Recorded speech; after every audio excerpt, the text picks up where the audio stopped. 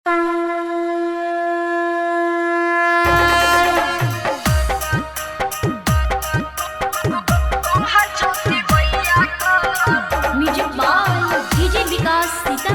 आप सुन रहे हैं एन कुमार गुप्ता की शानदार प्रस्तुति। रोजे रोजे उगै रहो भोरे भी न सरबा करै रहो सगरो इन्जोय।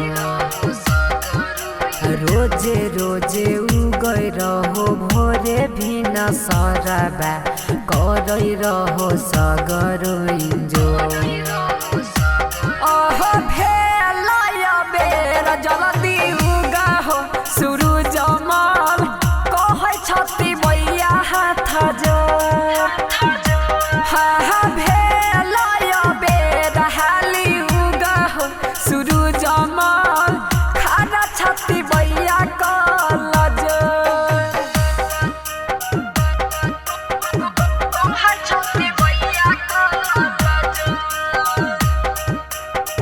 कहै छथि मैया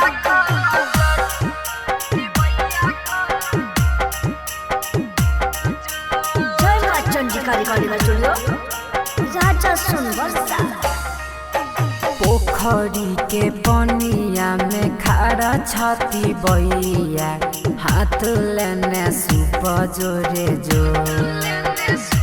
हाँ पोखरी के पनिया में खारा छाती बैया हाथ लेने सुप जोरे जो। हाँ भेलय बेर हाली उगा हो सूरज देव कहै छथि मैया कल जो। हाँ भेलय बेर जल्दी उगा हो सूरज मल कहै छथि मैया कल जो।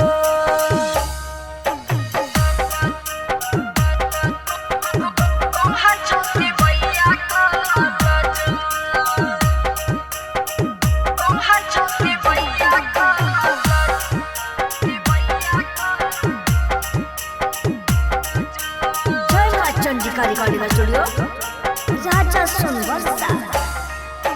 पनिया में थर थर करै छथि बैया रहिया देखै छ खाली तो।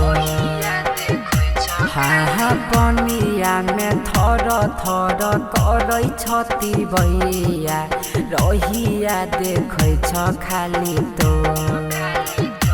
हाँ भेलय बेर हाली उगा हो सूरज देव कहै छथि मैया कल जो। हाँ भेलय बेर हाली उगा हो सूरज देव खाना छथि मैया कल जो। जल्दी से उगा न।